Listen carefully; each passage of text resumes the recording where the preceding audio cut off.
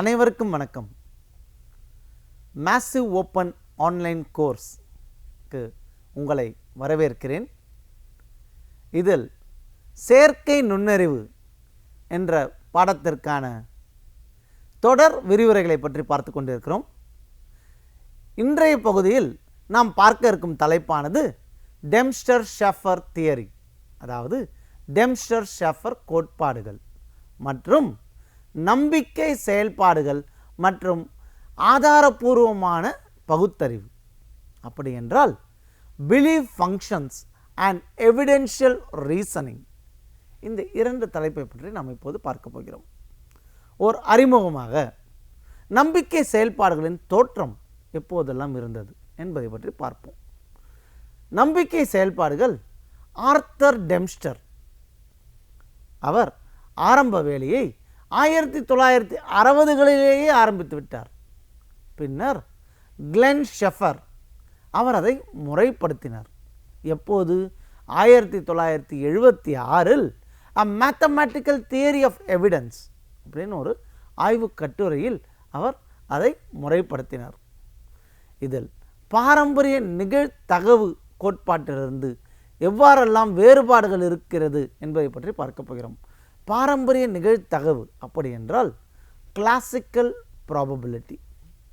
இப்போ ப்ராபபிலிட்டினாலே நமக்கு தெரிஞ்சது இது இப்படி செய்யலாமா செய்யக்கூடாதா, இதை எடுப்போமா எடுக்க மாட்டோமா அப்படிங்கிறத பார்ப்போம். ஸோ அதனால் இந்த கிளாசிக்கல் ப்ராபபிலிட்டி கோட்பாடு அதோட தியரிஸ் எப்படி இருந்தது, அதோடைய வேறுபாடுகள்லாம் எவ்வாறு இருந்தது, அதை பற்றியும் இந்த பகுதியில் நாம் பார்க்க போகிறோம்.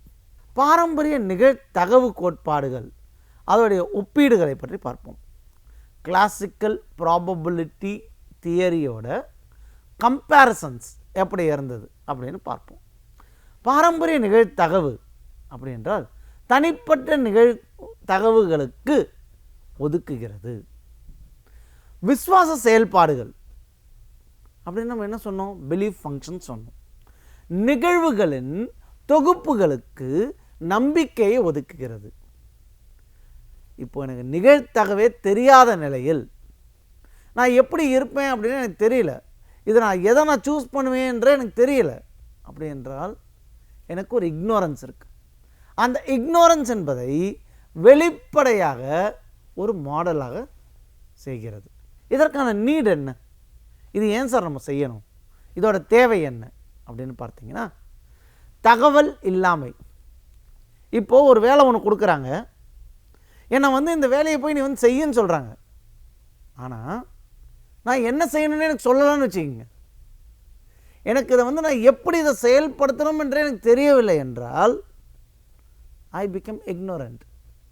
அது இக்னோரன்ஸ் மற்றும் தெளிவின்மையை சிறப்பாக கையாள முடிகிறது. தெளிவின்மைனா என்ன? ஆம்பிகுட்டி. ஆம்பிகுட்டினா என்ன?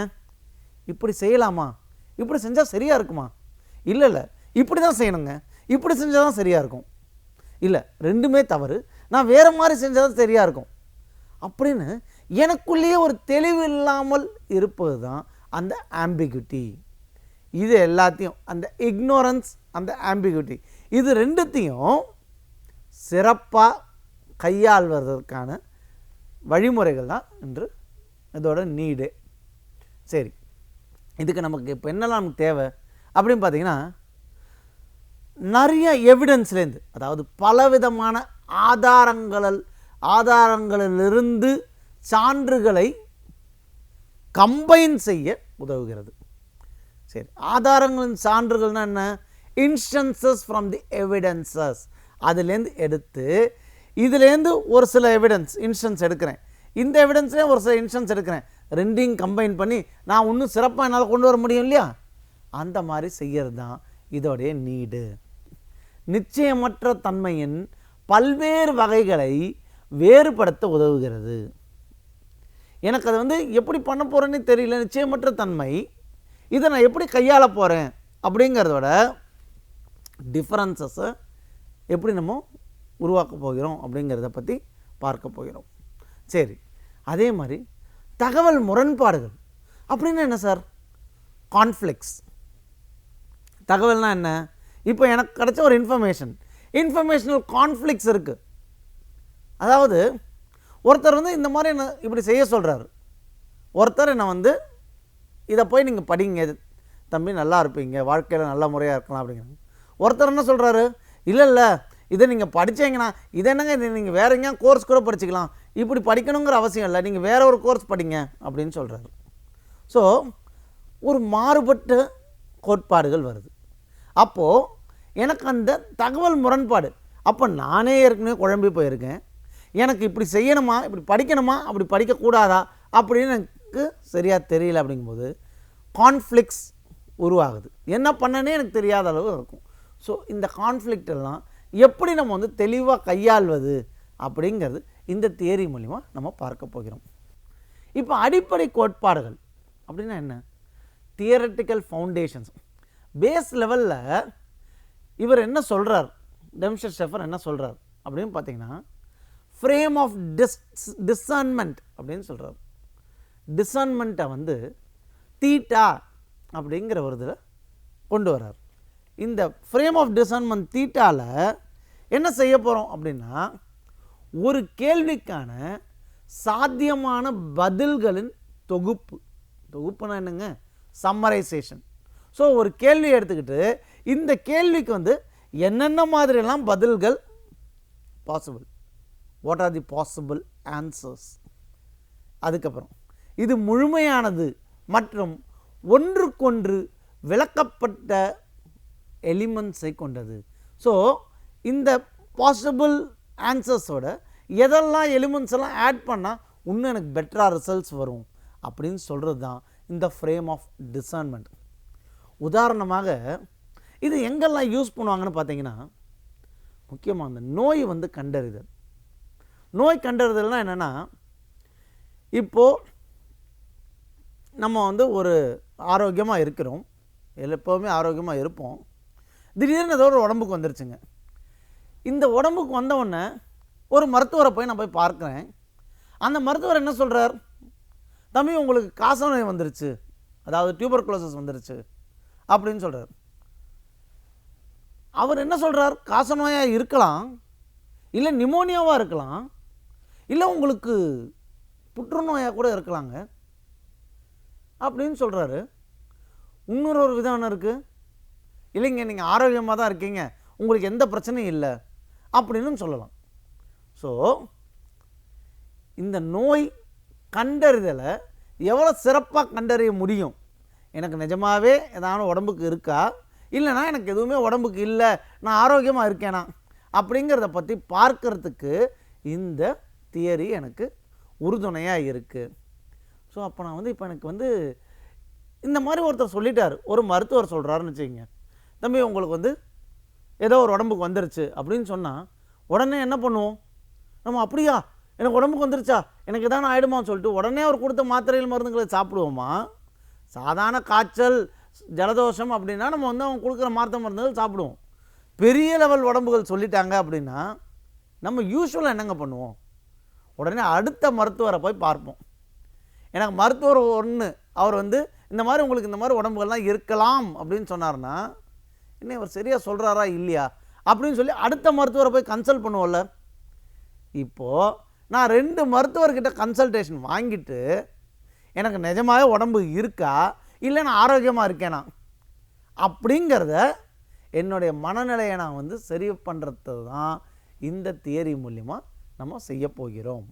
சரி, இப்போ இந்த உதாரணத்தில் பார்த்தீங்கன்னா உங்களுக்கு என்னெல்லாம் சொல்கிறார் இந்த மருத்துவர் அப்படின்னு பார்த்தீங்கன்னா, உங்களுக்கு காசநோயாக இருக்கலாம், நிமோனியாவாக இருக்கலாம், புற்றுநோயாக இருக்கலாம், இல்லை தம்பி உங்களுக்கு எந்த உரமும் இல்லை, நீங்கள் ஆரோக்கியமாக இருக்கிறீர்கள் அப்படின்னு சொல்லலாம். சரி, இப்படி சொல்லிட்டாரு. அப்போது இந்த சொன்னதுனால இதோடைய காம்பினேஷனல் ஃபேக்டர்ஸ்லாம் நம்ம எடுக்கிறோம். எப்படி எடுப்போம் அப்படின்னு பார்த்தீங்கன்னா, அதுக்கு பேர் தான் பவர் செட். பவர் செட்னா என்ன? பவர் செட்னா 2n வச்சுருப்போம்.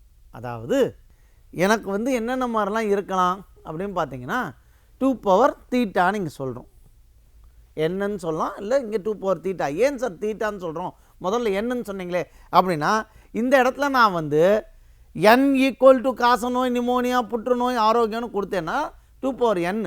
இங்கே நான் தீட்டான்னு கொடுத்ததுனால ஏன்னா டெம்ஸ்டர் தியரி படி தீட்டான்னு ஃப்ரேம் ஆஃப் டிசைன்மெண்ட் படி தீட்டான்னு கொடுத்ததுனால 2 தீட்டான்னு நம்ம சொல்கிறோம்.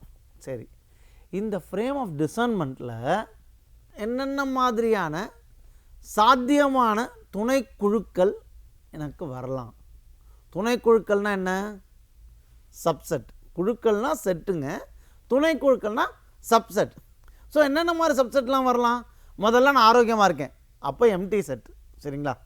அடுத்து எனக்கு காசநோய் மட்டும் இருக்குது. சரி, அடுத்து நிமோனியா மட்டும் இருக்குங்க. அடுத்து புற்றுநோய் மட்டும் இருக்குங்க. அடுத்து காசநோயும் நிமோனியாவும் இருக்குங்க. அடுத்து காசநோயும் புற்றுநோயும் இருக்குங்க. அடுத்து நிமோனியாவும் புற்றுநோயும் இருக்குங்க. அடுத்து காசநோய் நிமோனியா புற்றுநோய் 3மே இருக்குங்க. அடுத்து எல்லாமே இருக்குது. அப்படின்னு பார்த்தீங்கன்னா அதற்காக தான் இங்கே நாங்கள் வந்து 2 தீட்டா அப்படின்னு நம்ம சொல்கிறோம். அதாவது ஒரு உறுப்புகளை கொண்ட ஃப்ரேமுக்கு பவர் செட்டில் 2n அப்படிங்கிற உறுப்புகள் இருக்கும். சரி, எனக்கு இப்போ முன்னாடி ஸ்லைடு இங்கே போனோன்னா இதில் என்னென்ன இருக்குது? காசநோய், நிமோனியா, புற்றுநோய், ஆரோக்கியம். அப்போது இது 1 2 3 4 இந்த 4 இதுவும் வச்சுருக்கேன் அப்படின்னா எனக்கு அப்போது 2 எவ்வளவு? 16. அப்போது எனக்கு 16 காம்பினேஷன்ஸ் வரத்துக்கான வாய்ப்புகள் இருக்குது. 16 காம்பினேஷன்ஸில் இந்த கோட்பாடை இந்த செட்டை நான் கொண்டு வர முடியும். அதுதான் சாத்தியமான துணைக்குழுக்கள், அதுதான் சப்செட்டு. சரி, இதை பற்றி இன்னும் விரிவாக பார்ப்போம். இப்போது இந்த அடிப்படை நிகழ்தகவு ஒதுக்கீடு எப்படியெல்லாம் இருக்குன்னு பார்க்கப்போம். அடிப்படை நிகழ்தகவு அப்படின்னா என்ன? பேசிக் ப்ராபபிலிட்டி அசைன்மெண்ட். ஒதுக்கீடுனா அசைன்மெண்ட், எப்படி நம்ம அசைன் பண்ணுறோம் அப்படின்னு பார்க்க போகிறோம். இதற்கு மாஸ் ஃபங்க்ஷன் அப்படின்னு ஒரு ஃபங்க்ஷன் எடுத்துக்கிறோம். இதை நான் வந்து எம்முன்னு நான் வந்து டிட்டர்மைன் பண்ணிக்கிறேங்க. இதில் ஒவ்வொரு ப்ரப்போசிஷனுக்கும் ஒரு நம்பிக்கைன்னா என்ன சொன்னேன்? பிலீஃப். ஒரு பிலீஃபை ஒதுக்குகிறது. அதாவது குறிப்பாக பார்த்தீங்கன்னா ஸ்பெசிஃபிக்காக நம்ம சொல்லணும் அப்படின்னா m of a is greater than or equal to 0 அப்படின்னா இது எப்பெல்லாம் 0க்கு மேலே இருக்கும் அப்படின்னா எங்கெல்லாம் a வந்து is a subset of theta, it's an element of thetaன்னு கூட சொல்லலாம். சரி, அந்த தீட்டாக்குள்ளே என்ன இருந்தது? தீட்டாக்குள்ளே எனக்கு 4 ஆப்ஷன் இருந்தது. என்னென்ன ஆப்ஷன் இருக்குது? காசநோய், நிமோனியா, புற்றுநோய், ஆரோக்கியம். ஸோ இந்த 4 இதுக்குள்ளே தான் எனக்கு ஏதோ ஒரு உடம்பு இருக்குன்னு சொல்லுவாங்க. ஒன்று காசநோய், இல்லை நிமோனியா, இல்லை புற்றுநோய், இல்லை உங்களுக்கு எதுவுமே இல்லைங்க, நீங்கள் நல்லா இருக்கீங்க, ஆரோக்கியமாக இருக்கீங்க. ஸோ இந்த 4 காம்பினேஷனுக்குள்ளே தானே வரும். அதை பற்றி தான் இப்போ பார்க்குறோம். சரி, இப்போ m of 5 அப்படின்னு எடுத்துக்கிட்டிங்கன்னா அப்போ 0 அப்படின்னு என்ன அர்த்தம்? நீங்கள் நல்லா இருக்கீங்க, ஆரோக்கியமாக இருக்கீங்க, உங்களுக்கு எதுவும் இல்லை. அப்போ அது பேர் என்ன? வெற்று தொகுப்பு. வெற்று தொகுப்புனா எம்டி செட்டு. இதில் மாசு இல்லை. சார் எனக்கு தான் உடம்புக்கு தான் வந்தால் தானங்க நான் வந்து ஆஸ்பத்திரிக்கு போகணும், மருத்துவரை போய் பார்க்கணும். எனக்கு உடம்புக்கு எதுவும் இல்லை, நான் ஆரோக்கியமாக இருக்கேன்னா நான் எதுக்கு போய் மருத்துவரை போய் எதுக்கு போய் பார்க்கணும்? அப்போது 0ன்னு எடுத்துக்கிட்டிங்கன்னா அப்போ எனக்கு வந்து ஆரோக்கியமாக இருக்கேன், அதாவது வெற்று தொகுப்பு, எம்டி செட்டு. சரி, summation of m of a வந்து ஈக்குவல் டு 1 அப்படின்னு சொல்கிறாங்க. அப்படின்னா அது எப்போ? எல்லா ஏவும் becomes an element of theta. அப்படின்னா என்ன சார்?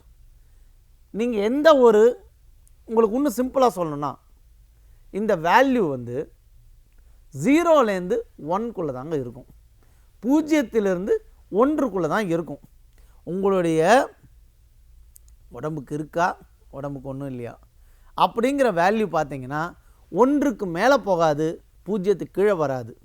ஸோ அதனால் 0லிருந்து 1க்குள்ளே தான் இருக்கும். சரி, இப்போது இந்த அடிப்படை நிகழ்தகவு ஒதுக்கீடை பற்றி நம்ம பார்க்கும்போது பேசிக் ப்ராபபிலிட்டி அசைன்மெண்ட்னு சொன்னேன். இதை பற்றி நம்ம பார்க்கும்போது முதல்ல இந்த மாஸ் ஃபங்க்ஷன் சொன்னோம். அதோடைய ப்ராப்பர்ட்டிஸ்லாம் என்ன? ப்ராப்பர்ட்டிஸ்னால் தமிழில் என்ன? பண்புகள். அதோடைய பண்புகள்லாம் என்ன அப்படின்னு பார்த்தீங்கன்னா, நான் நெகட்டிவிட்டி. அப்படின்னா என்ன சார் சொன்னேன்? நான் சொன்னேன் இல்லையா, பூஜ்ஜியத்துக்கு கீழே வராது, பூஜ்ஜியத்துக்கு கீழே போயிடுச்சுன்னா மைனஸில் போகும். ஸோ நான் நெகட்டிவிட்டி. ஸோ அனைத்து மாஸ் மதிப்புகளும் நேர்மறையானவை அல்லது பூஜ்ஜியமாக இருக்கும். சரி, அதுக்கப்புறம் பார்த்தீங்கன்னா அடுத்த ப்ராப்பர்ட்டின்னு எடுத்துக்கிட்டிங்கன்னா நார்மலைசேஷன்.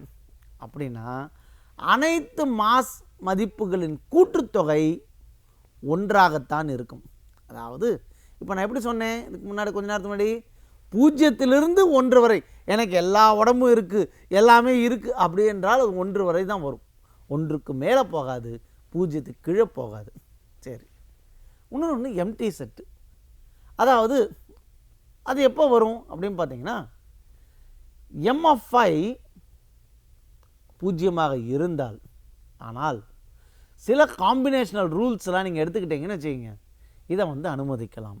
சரி, அது எப்போ வரும் அப்படிங்கிறதையும் பார்ப்போம். அடுத்து ஃபோக்கல் எலிமெண்ட். ஃபோக்கல் எலிமெண்ட்னா என்ன?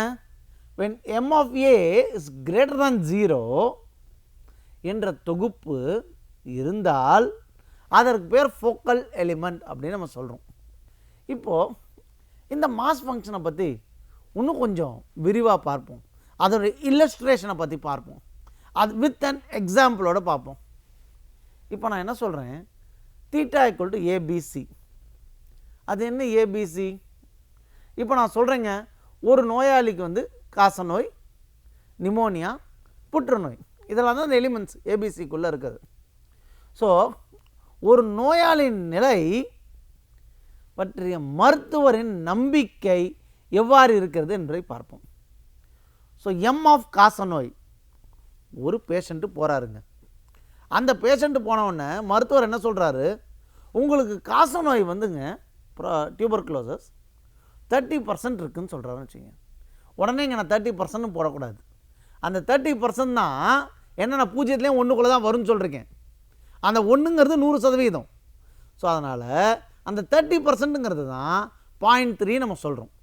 இந்த 0.3 என்னது? 30%. சரி, அப்புறம் என்ன சொல்கிறார் அதே மருத்துவர், உங்களுக்கு நிமோனியா 0.2 இருக்குங்கிறார். அப்படின்னா 20% இருக்குன்னு சொல்கிறார்.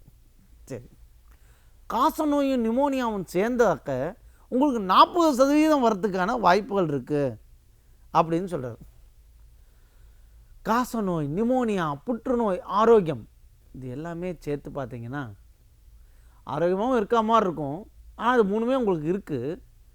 ஒரு சிலர்லாம் பார்த்தீங்கன்னா மருத்துவமனைக்கு போனதுக்கு அப்புறம் தான், மருத்துவரை பார்த்த அப்புறம் தான், நீங்கள் நிறைய இடத்துல பார்த்துருப்பீங்க, எனக்கு ஒன்றுமே இல்லை doctor, I am healthy, I am Hale and healthy, I am stable, எனக்கு ஒன்றுமே இல்லை, சும்மா எங்கள் வீட்டில் சும்மாவே என்னை இங்கே வர வச்சிட்டாங்க, உங்களை வெறுமனே பார்க்க வச்சிட்டாங்க அப்படின்னு உடம்புக்கு இருக்கும்.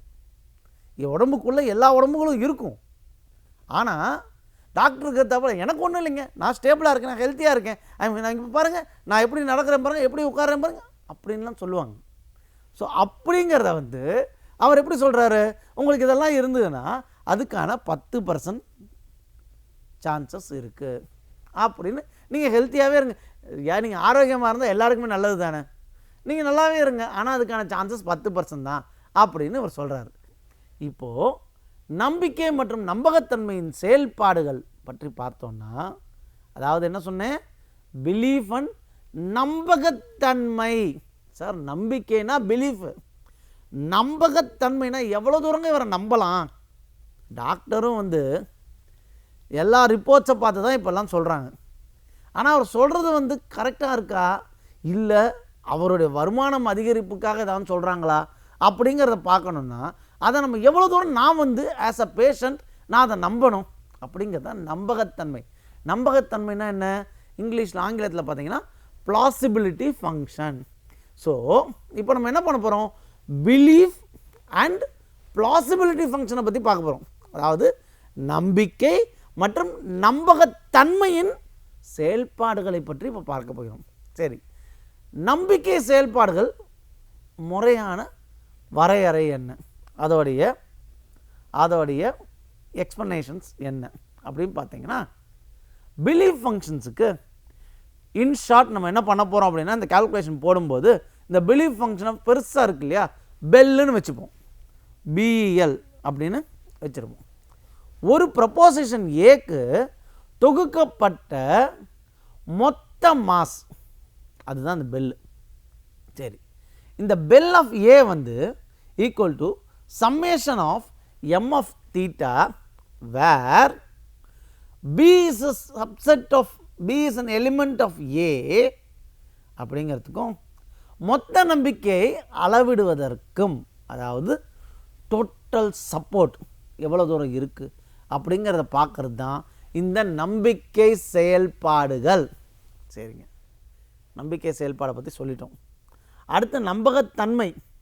இந்த நம்பகத்தன்மையின் செயல்பாடுகளை பற்றி பார்க்கணும் அப்படின்னா, நம்பகத்தன்மைனா என்னங்க சொன்னேன், பிளாசிபிலிட்டி ஃபங்க்ஷன். இந்த பிளாசிபிலிட்டி ஃபங்க்ஷனை சின்னதாக நம்ம வந்து பிஎல் அப்படின்னு எழுதிப்போம். பிஎல் அப்படின்னா நம்பிக்கை செயல்பாட்டின் டூயல் ரோல். இவர் சொன்னது கரெக்டாகவும் இருக்குது, ஒருவேளை தவறாகவும் இருக்கலாம், ஆனாலும் நம்புறதா வேண்டாமா ஒன்றும் புரியலையே அப்படின்னு சொல்கிறது தான் அந்த நம்பகத்தன்மை. சரி, இவர் கைராசியான டாக்டர், இவர் சொன்னால் சரியாக தாங்க இருக்கும், அவர் சொல்கிறபடி நம்ம செஞ்சிடும், அவர் அந்த அளவுக்கு பேசினார்னா நமக்கு ஒரு நம்பகத்தன்மை வந்துடும். ஸோ அதில் வந்து அந்த டூவல் மைண்ட் செட் வந்து கொஞ்சம் இதுவாக இருந்தாலும் அதோட டூவல் ரோல் எப்படிங்கிறத பார்க்க போகிறோம். சரி, அப்போது பிளாசிபிலிட்டி ஆஃப் ஏ முதல்ல என்ன பண்ணோம், பிலீஃப் ஆஃப் ஏ எப்படி பார்த்தோம், summation of M of theta பார்த்தோம். வேற சிங்க பிளாசிபிலிட்டி ஆஃப் ஏ வந்து அதுவும் summation of M of theta வேறன் அந்த பிக்கும் ஏக்கும் உள்ள ஒற்றுமை, which is nothing but b intersection a which is not equal to 0 or 5 அப்படிங்கிறதுக்கும் சாத்தியமான அதிகபட்ச ஆதரவை அளவிடுவதற்கும் பார்ப்பது தான் இந்த நம்பகத்தன்மை செயல்பாடு, அதாவது பிளாசிபிலிட்டி ஃபங்க்ஷன். சரி, இப்போது இந்த எப்படி இதோட இன்டர்வல்ஸ் எப்படி சார் இருக்கும், நம்புறதா வேண்டாமா அப்படின்னா நம்பிக்கையோட இடைவெளிகள் எப்படி இருக்கும், பிலீஃப் இன்டர்வல்ஸ் அப்படின்னு பார்த்தீங்கன்னா it is nothing but bel of A comma plausibility of A, அதாவது belief of A comma PL of A அப்படின்னா நம்பிக்கை இடைவெளியாக கருதப்படுகிறது. இது நிகழ்தகவுகள்னா என்ன சொன்னேன், ப்ராபபிலிட்டி, அந்த ப்ராபபிலிட்டியை எல்லைகளாக பார்க்கப்படுகிறது. சரி, அப்போது plausibility of A minus belief of A, இது என்ன வருது, நிச்சயமற்ற தன்மை. எனக்கு என்ன பண்ண போகிறேன்னே தெரியல, ஒரு மாதிரி ஒரு ஆம்பிகுவிட்டி ஸ்டேஜ், நிச்சயமற்ற தன்மையின் அளவை குறிக்கிறது. சரி, இப்போ ஒரு எடுத்துக்காட்டை பார்ப்போங்க. இப்போ முந்தைய எடுத்துக்காட்டை நம்ம பயன்படுத்துகிறோம் அப்படின்னா, பிலீஃபில் காசநோய் வந்து எவ்வளோன்னு சொல்லியிருக்காரு உங்கள் மருத்துவர், 30%, அதாவது 0.3ன்னு சொல்லியிருக்காரு. நிமோனியா என்ன சொல்லியிருக்காரு, 0.2 சொல்லியிருக்காரு. காசநோய் நிமோனியா எவ்வளோ சொல்லியிருக்காரு, 0.4 சொல்லியிருக்காரு. காசநோய் நிமோனியா புற்றுநோய் நீ ஆரோக்கியமாகவும் இருக்கலாங்க அப்படிங்கிறது எவ்வளோ சொல்கிறாரு, 0.1 சொல்கிறாரு. ஸோ இதை வச்சுக்கிட்டு ஒருத்தருக்கு காசநோய் இருக்கா இல்லையாங்கிறத நம்ம பார்ப்போம். இப்போது இந்த அங்கே நம்ம என்னெல்லாம் பார்த்தோமோ அதை வந்து இங்கே உங்களுக்கு ஈஸியாக தெரியணுங்கனால இந்த இடத்துல இருக்குது. இப்போ காசநோயாக இருக்கிறது வந்து 0.3ன்னு சொல்கிறோம். பிளாசிபிலிட்டி ஃபங்க்ஷன் ஆஃப் காசநோயாக இருக்குமா, நம்பகத்தன்மை இருக்கா அப்படின்னு பார்க்குறோம் அப்படின்னா, அப்போ என்னெல்லாம் இருக்குது, காசநோயில் என்னெல்லாம் இருக்குது, காசநோய் எம் ஆஃப் காசநோய்னு போட்டால் இங்கே 0.3 இருக்குங்களா, அந்த 0.3 தான் நான் இங்கே சேர்த்துக்கிறேன். அடுத்து பார்த்தீங்கன்னா எம் ஆஃப் நிமோனியா. இப்போ நம்ம பார்க்க போனது ஒரு மனிதனுக்கு காசநோய் இருக்கா இல்லையா, காசநோயோட என்னென்ன காம்பினேஷன் இருக்குங்கிறது அது அடுத்த விஷயம். காசநோய் இருக்கா இல்லையா, இங்கே எம் ஆஃப் நிமோனியாங்கிறோம். அப்போ அதில் காசநோய்ங்கிற ஆப்ஷனே இல்லை, அதனால் இந்த 0.2 விட்டுருவோம். அடுத்து காசநோய் நிமோனியாவும் இருந்ததுன்னா உங்களுக்கு வந்து 0.4ன்னு சொல்கிறாங்க. அப்போது அந்த 0.4 இங்கே போட்டுறீங்க. அடுத்து என்ன சொல்கிறோம், காசநோய் நிமோனியா புற்றுநோய் இல்லை நீ ஆரோக்கியமாக இருப்ப அப்படின்னு சொன்னால் 0.1 சொல்கிறாங்க. சரி, அப்போ இந்த 0.1 சேர்த்துக்கிறோம். அப்போ என்ன ஆகுது, இதோடைய கூட்டுத்தொகை என்ன ஆட் பண்ணிங்கன்னா 0.3 0.3 கூட்டல் 0.4 கூட்டல் 0.1 கூட்டினீங்கன்னா என்னங்க வருது 0.8. 0.3 + 0.4 + 0.1 becomes 0.8. ஸோ உங்களுக்கு ப்ளாசிபிலிட்டி ஃபங்க்ஷன் வந்து 0.8 இருக்குது அப்படின்னு சொல்கிறோம். இப்போ இதுக்கான பிலீஃப் இன்டர்வல்ஸ் எப்படி சார் இருக்குது, நம்பிக்கை இடைவெளி எப்படி இருக்குது அப்படின்னு பார்த்தோன்னா என்ன பண்ணோம், bel A comma PL A, belief of A comma plausibility of A. Belief of A நம்ம என்ன சொன்னோம், காசநோய் மட்டும் இருக்கிறது என்ன சொல்கிறோம் 0.3 தான் சொல்கிறோம். 0.3 கமா 0.8. அப்போ என்னோட கான்ஃப்ளிக்ட் எப்படி இருக்குது, என்னுடைய ஆம்பிகுட்டி நிச்சயமற்ற தன்மை எப்படி இருக்குது அப்படின்னு பார்த்தீங்கன்னா 0.8 மைனஸ் 0.3 ஈக்குவல் டு 0.5. என்னுடைய நிச்சயமற்ற தன்மை வந்து 0.5 இருக்குது. எனக்கு இருக்குமா இருக்காதா, நமக்குள்ளேயே ஒரு சார்ட் ஆஃப் கன்ஃபியூஷன் வந்துடும் இல்லைங்களா, அதுதான் எனக்கு இப்போ 0.5. அது எப்படி வந்தது, ப்ளாசிபிலிட்டியில் நம்பகத்தன்மையில் எல்லாத்தையும் கூட்டி நீங்கள் காசநோய் இருக்கா இல்லையான்னு கூட்டி பார்த்தா 0.8, பிலீஃப் ஃபங்க்ஷனில் 0.3. ஸோ 0.8ம் 0.8ஐயும் கழித்தல் 0.3ஐயும் கழித்தீர்கள் என்றால் உங்களுக்கு வரும் விடையானது 0.5. 0.8 மைனஸ் 0.3 becomes 0.5. ஸோ அதுதான் என்னோட நிச்சயமற்ற தன்மை. இந்த டெம்ஸ்டர் இணைப்பு விதியை பற்றி நம்ம பார்க்கும்போது, அதாவது டெம்ஸ்டர் ரூல் ஆஃப் காம்பினேஷன்ஸ் அதை பற்றி பார்க்கும்போது சான்று இணைப்புகள் என்னென்னலாம் தேவை அப்படின்னு பார்ப்போம். ஒரு மேட்ரிக்ஸ் மாதிரி போட்டு இதை இன்னும் கொஞ்சம் நல்லா ஒர்க் அவுட் பண்ணுவோம். பல்வேறு ஆதாரங்களிலிருந்து சான்றுகளை ஒருங்கிணைக்க வேண்டும். எடுத்துக்காட்டாக 2 மருத்துவர்கள் இருக்காங்க, அவங்களோட கருத்துக்களை நம்ம இணைச்சி பார்த்தோன்னா முதல் மருத்துவர் இப்படியெல்லாம் எனக்கு சொல்லி ஒரு ரிப்போர்ட் கொடுத்துருக்காரு, 2வது மருத்துவர் இந்த மாதிரிலாம் சொல்லி ஒரு ரிப்போர்ட் கொடுத்துருக்காரு. இப்போ என்னோடய வேலை என்ன, இவர் இப்படி சொல்கிறாருங்க முதல் மருத்துவர், 2வது மருத்துவர் இப்படி சொல்கிறாருங்க, அப்போ எனக்கு நிஜமாகவே உடம்புக்கு தான் வந்துருச்சோ அப்படின்னு நான் ஒரு தீர்வுக்கு வரணும். இதை பற்றி பார்க்குறது தான் இந்த டெம்ஸ்டர் இணைப்பு விதி, டெம்ஸ்டர்ஸ் ரூல் ஆஃப் காம்பினேஷன். இப்போ நம்ம 2 மருத்துவர்களின் கணிப்பை பற்றி பார்ப்போம். அப்படி பார்க்கும்போது டெம்ஸ்டர் விதியின் கணித வடிவமைப்பு எப்படி இருக்குன்னு பார்த்தீங்கன்னா, அவருடைய இந்த ஈக்குவேஷன்ஸ்லாம் எப்படி போட்டிருக்கார் அப்படின்னு பார்த்தீங்கன்னா 2 மாஸ் ஃபங்க்ஷன் எடுத்துக்கிறாருங்க. 2 மாஸ் ஃபங்க்ஷனாக என்ன, ஒரு மருத்துவர்கிட்ட போகும்போது எம்மு. இப்போ நான் 2 மருத்துவர்கிட்ட போய் பார்த்து நான் வந்து எப்படி எனக்கு உடம்பு இருக்கா இல்லைன்னு செக் பண்ணணுன்னா, ஒருத்தர் பேர் M1 இன்னொன்று M2. ஸோ அப்படி 2 மருத்துவரின் 2 மாஸ் ஃபங்க்ஷன்ஸோடு எடுத்தால் M1 அண்ட் M2 எடுத்துக்கிட்டா M1 XR M2 of C equal to 1/K summation M1 of A multiplied by M2 of B. இதுதான் அதற்கான ஃபார்முலே. சரி, இப்போ இந்த ஃபார்முலேயில் வேர் A இன்டர்செக்ஷன் B, அதாவது காசநோயோட என்னென்ன காம்பினேஷன்ஸ் இருக்குது அந்த காம்பினேஷன் இருந்ததுன்னா, காமனாலிட்டிஸ் இருந்ததுன்னா, which is equal to C and wherein C is not equal to 0 or 5. Okay, இப்போ K equal to 1 minus summation of M of A into M2 of B, அதாவது summation of M1 of A into M2 of B, where A intersection B equal to 0 of 5. Okay, இயல்பாக்கம் மற்றும் முரண்பாட்டை கையாளும் விதத்தை பற்றி நம்ம பார்ப்போம். சரி, கொஞ்ச நேரத்துக்கு முன்னாடி நான் வந்து கேன்னு சொன்னேன். இவ்வளோ நேரம் M1 M2 பற்றி நம்ம பேசினோம். இந்த K என்றால் என்ன, K என்றால் K என்பது தான் அந்த நார்மலைசேஷன் ஃபேக்டர். அப்போ இந்த 1 மைனஸ் K என்ன சார் பண்ணும் அப்படின்னு பார்த்தீங்கன்னா, மொத்தமாக இருக்கிறது 1 நான் சொன்னேன்னா, 0 1 வரும்னு சொன்னேன்னா, அப்போ 1 மைனஸ் K என்ன பண்ணணும்னா உங்களுடைய முரண்பாட்டின் அளவை குறிக்கும். அப்படின்னா என்ன? த டிகிரி ஆஃப் கான்ஃப்ளிக்டை குறிக்கும். எவ்வளோ டிகிரி ஆஃப் கான்ஃப்ளிக்ட் இருக்குது, வேரியேஷன் இருக்குது அப்படிங்கிறத குறிக்கிறது தான் இந்த 1 - k.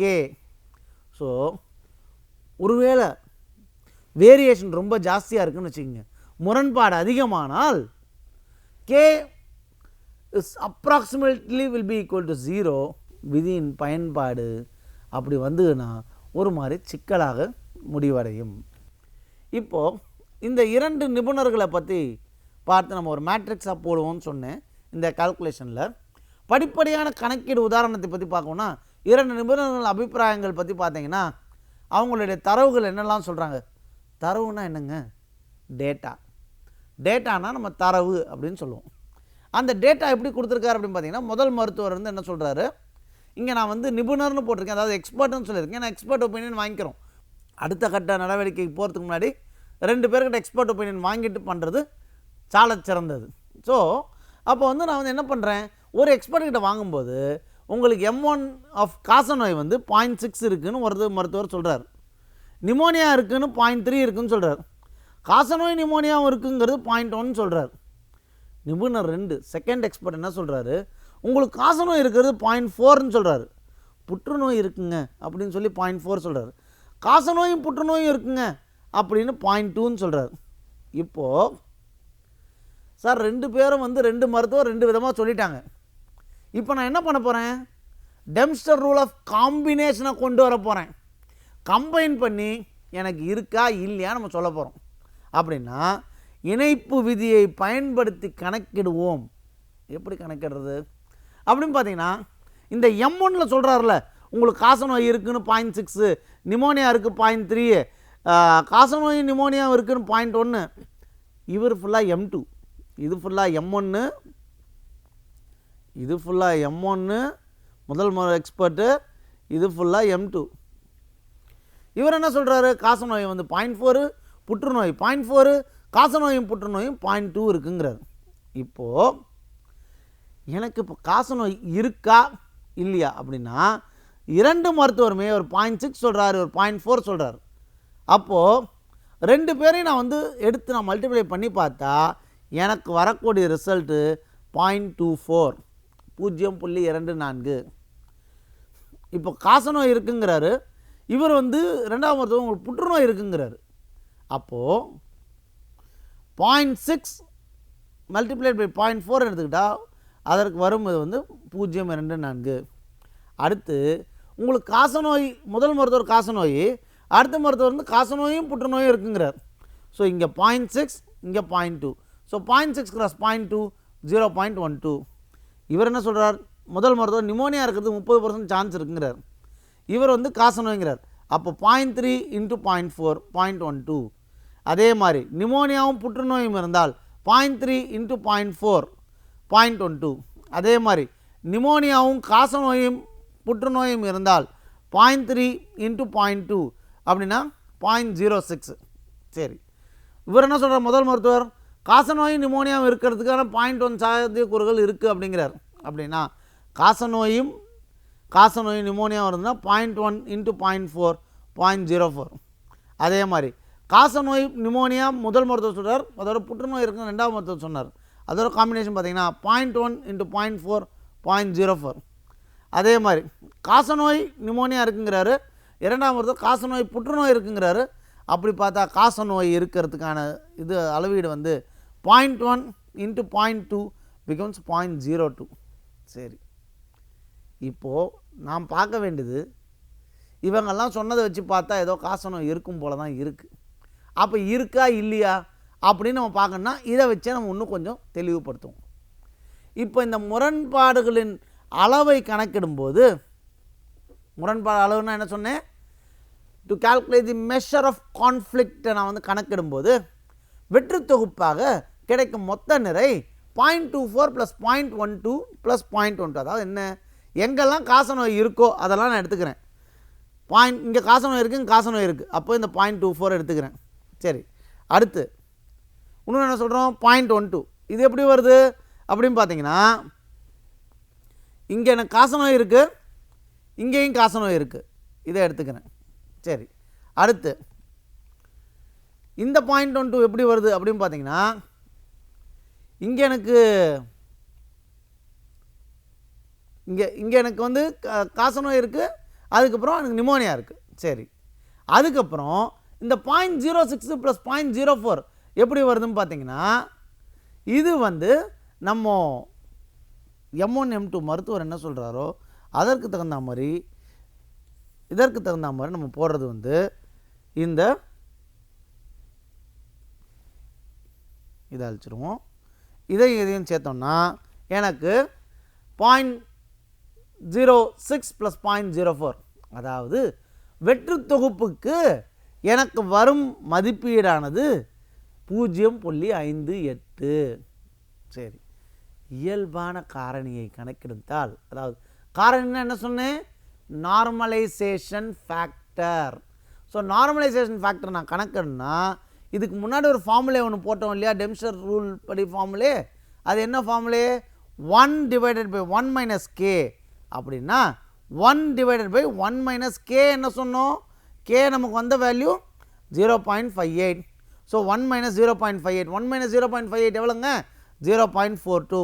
ஸோ 1 பை 0.42னா எவ்வளோ வருது, 2.38. சரி, அப்போ நார்மலைசேஷன் ஃபேக்டர் என்ன, 1 டிவைடட் பை 1 மைனஸ் கே. அப்படின்னா என்ன, 1 டிவைடட் பை 1 மைனஸ் 0.58. அப்படின்னா 1 பை 0.42 வந்து 2.38 அப்படிங்கிறத நம்ம இப்போ சொல்லிட்டோம்.